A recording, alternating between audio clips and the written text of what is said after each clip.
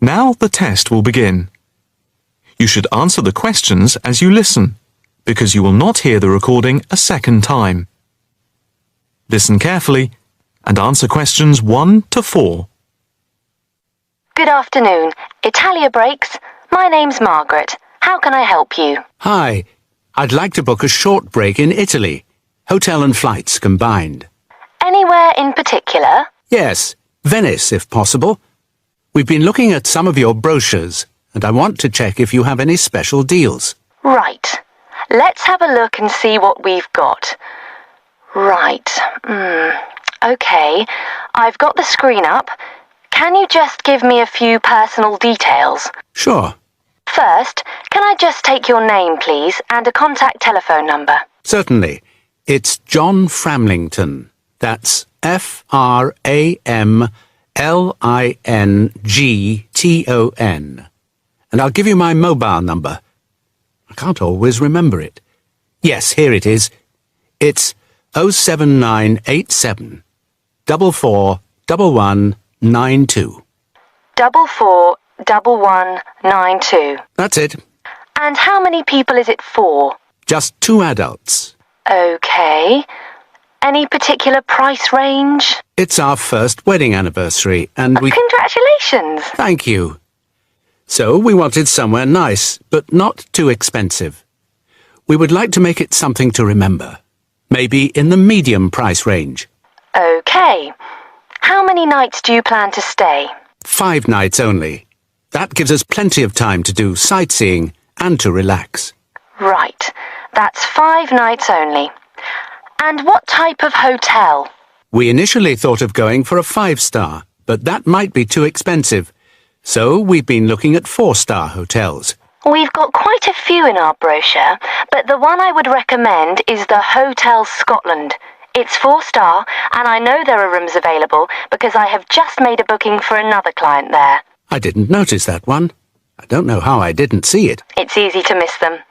I've also stayed there myself, as we sometimes have to go and check out the hotels. And of all the ones I visited, this was my favourite. Oh, right. Before you hear the rest of the conversation, you have some time to look at questions 5 to 10.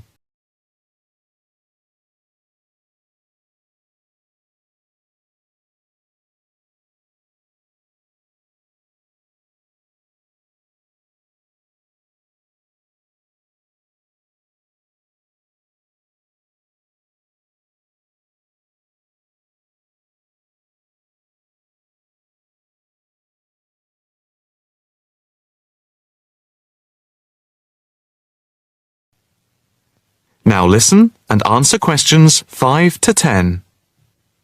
What's the hotel like? It has a courtyard for breakfast. It's got 50 rooms.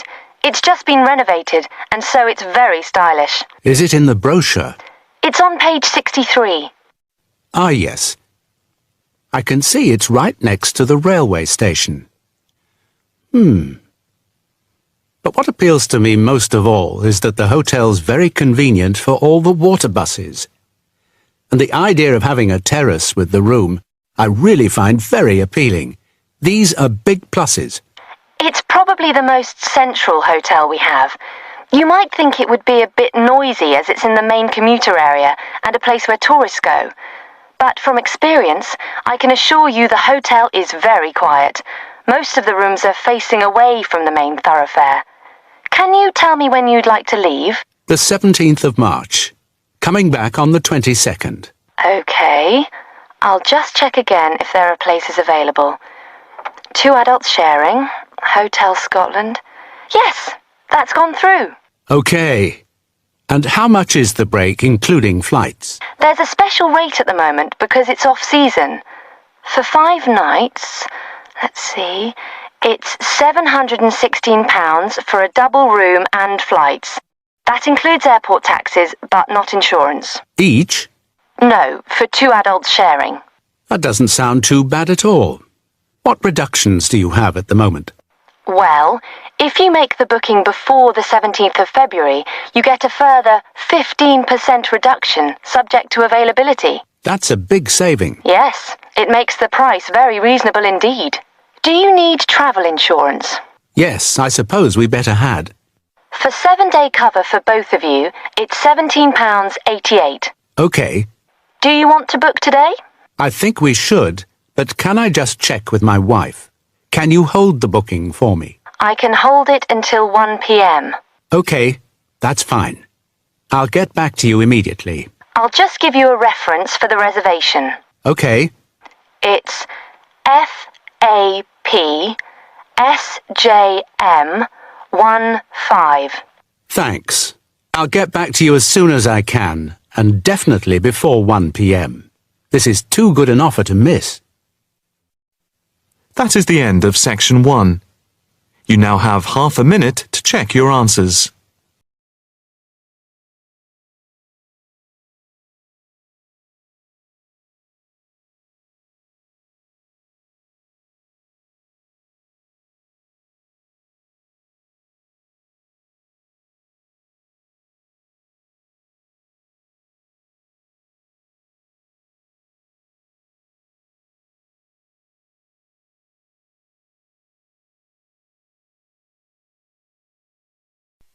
Now turns to Part 2.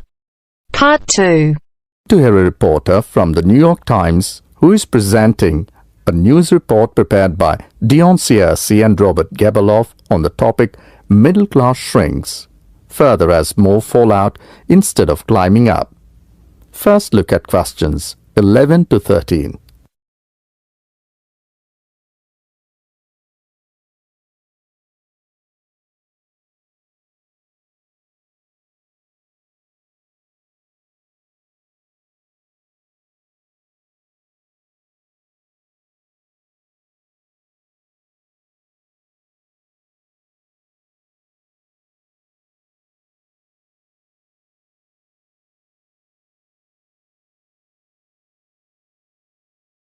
Now listen to the recording and answer questions 11 to 13.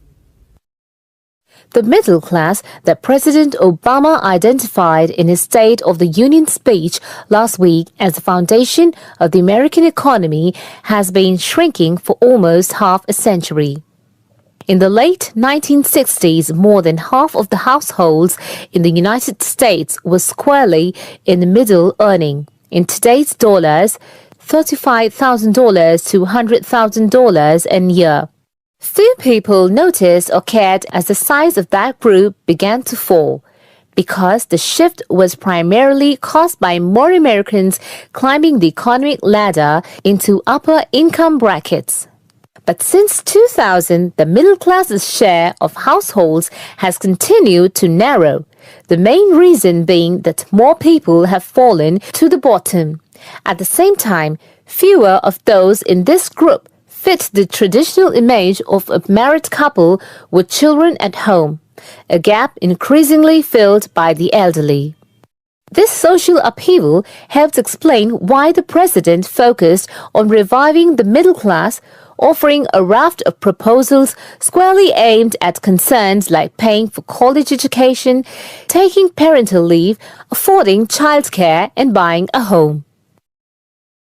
Before the talk continues, look at questions 14 to 20.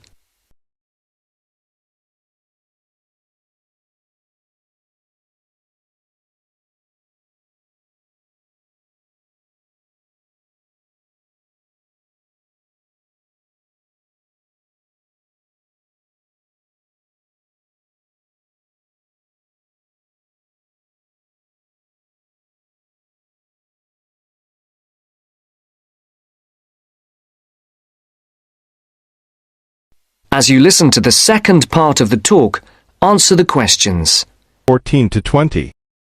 Mr. Obama told Congress and the public. Still, regardless of their income, most Americans are identified as middle class.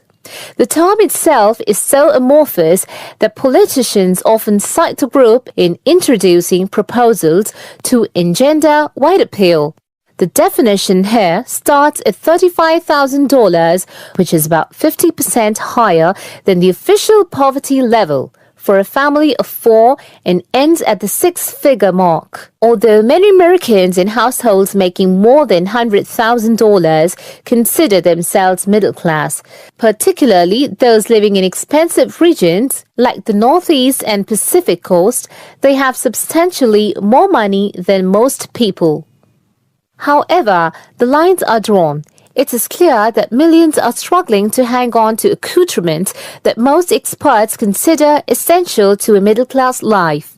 I would consider middle class to be people who can live comfortably on what they earn, can pay their bills, can set aside something to save for retirement and for kids in college, and can have vacations and entertainment, said Christine L. Ovens, Executive Director of the National Employment Law Project, a left learning research and advocacy group.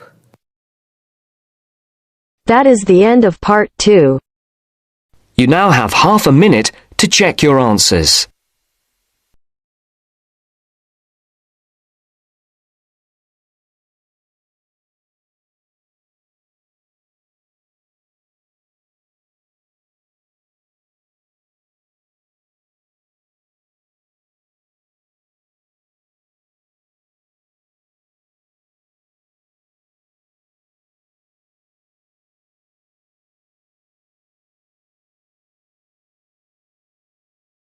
Now turn to Section 3.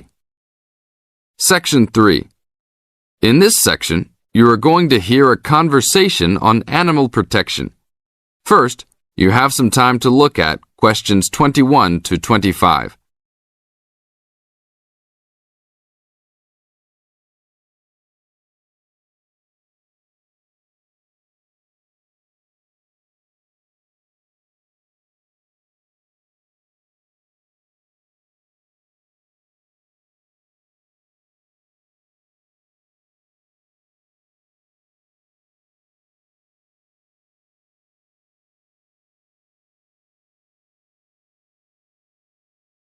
Now listen to the tape and answer the questions. 21 to 25.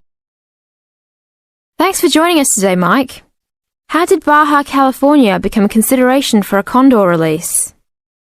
Our recovery plan for California condors requires us to re-establish the birds in as much as their former range as possible. Baja, being the southernmost recent range for the California condor, works well in that they were only recently lost from the area, mid-1930s, and considerable habitat still remains. It is very isolated with very few people in the area. The mountains are spectacular, ranging up to 10,000 feet, or 3,000 meters. Our selected release site is at nearly 8,000 feet, 2,400 meters. Mike, how many birds do you envision flying free in this area, Baja, in the future? We will be releasing 4 to 8 birds on a yearly basis and will reconsider the situation when we have 20 birds in the area. What age do the birds have to be before moving them? That's a good question. Typically, we move them at 8 months to 18 months old. Birds are ready to fledge, or leave, from the nest at 6 to 7 months of age. In our current release group in Baja, we have birds as old as 30 months. It will be interesting to see how they behave. I expect that they will want to range more than younger birds and make it challenging for us to keep up. Is there a maximum number of birds a certain area can support? Yes, it's called the carrying capacity for any area, for any species. In our case, our strategy to find that number is to saturate the environment to a level where we determine that the birds are showing difficulty either in finding food, behaviorally, or in survivorship. That level is greatly determined by the availability of food in the area and nesting possibilities. Now look at questions 26 to 30.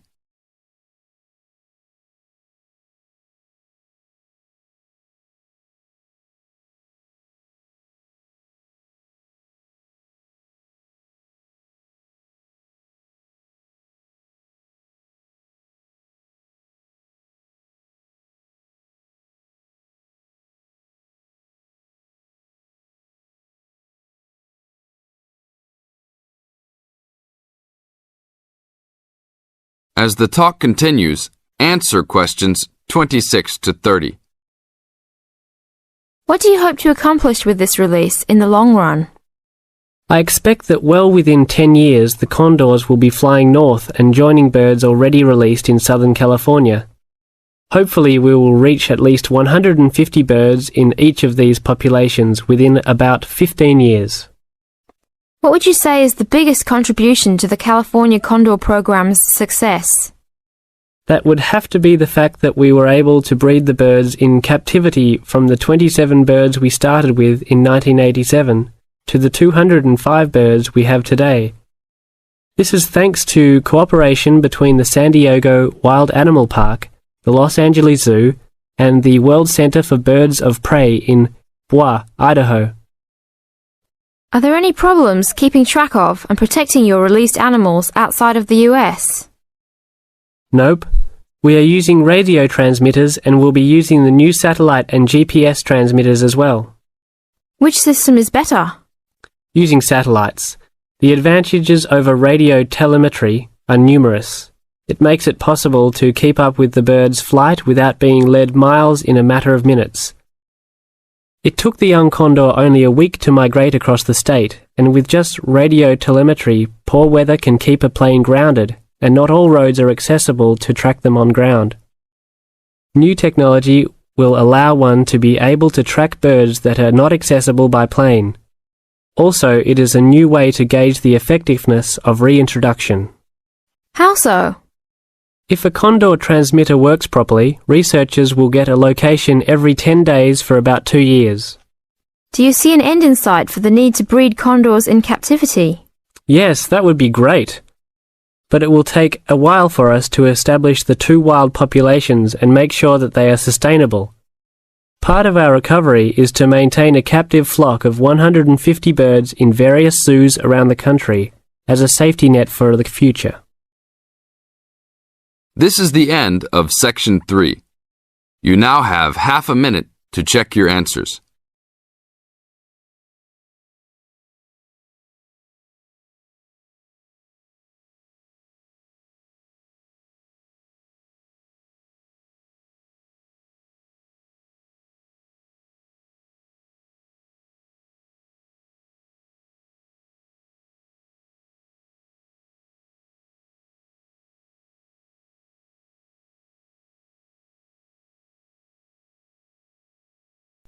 Now turns to Part 4. Part 4.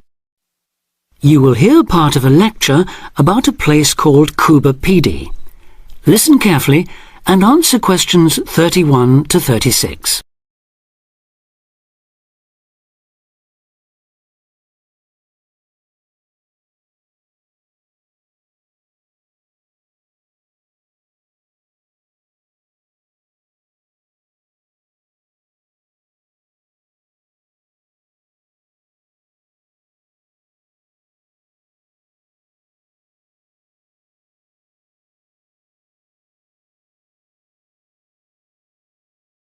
Listen carefully and answer questions 31 to 36.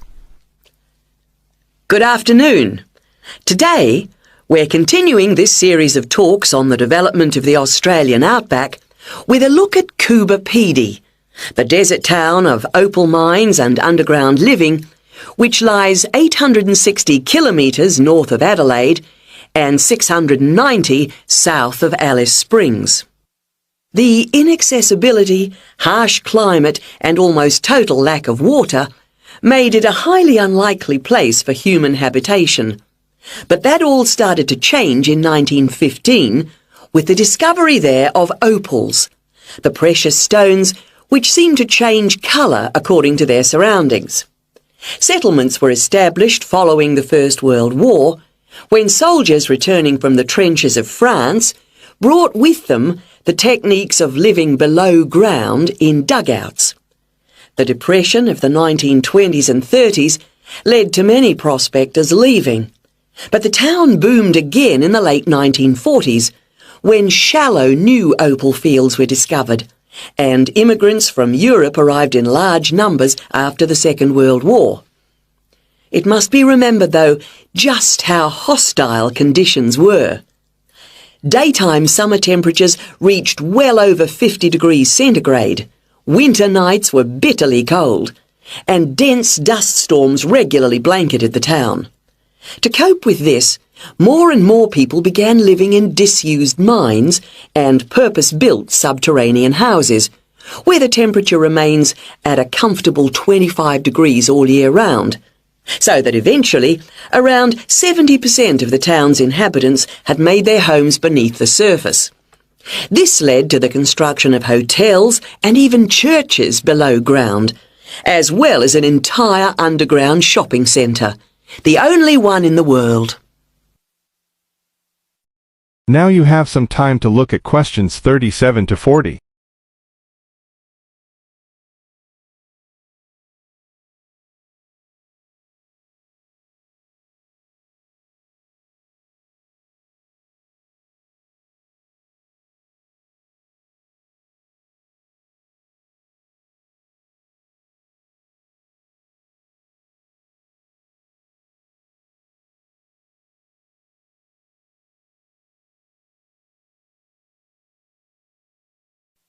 Now answer questions 37 to 40. Perhaps not surprisingly, this has now led to the emergence of a secondary industry, tourism. Increasing numbers of visitors come to see the tunnels and the caves with their ventilation shafts, the weird machines lying about in the town, and, just beyond it in the scorched red desert, the conical hills thrown up by the world's biggest opal mines. It's a logical stopping place for travellers too. The nearest town to Coober Pedy is Woomera, in the prohibited area once used for launching space rockets. But even that is an enormous distance away. Within the town itself, there are plenty of hotel rooms and a number of ethnic restaurants. Remember that Coober Pedy is one of the most multicultural places in Australia, with an estimated 45 nationalities represented, and its very own Opal Museum. A short distance from town, there's a section of the enormous barrier that runs thousands of kilometres across the country, the dingo fence, which is meant to keep these predatory wild dogs out of the sheep farming areas. Another attraction just outside town are the sets of various films made there, including Mad Max 3, as well as The Red Planet and Until the End of the World. Names that reflect the harshness of the terrain and temperatures there. The name Coober Pedy, incidentally, comes from an Aboriginal expression meaning white man's hole in the ground. Next, I'd like to go on to talk about Broken Hill, another mining town, but one that... That is the end of part 4. You now have half a minute to check your answers.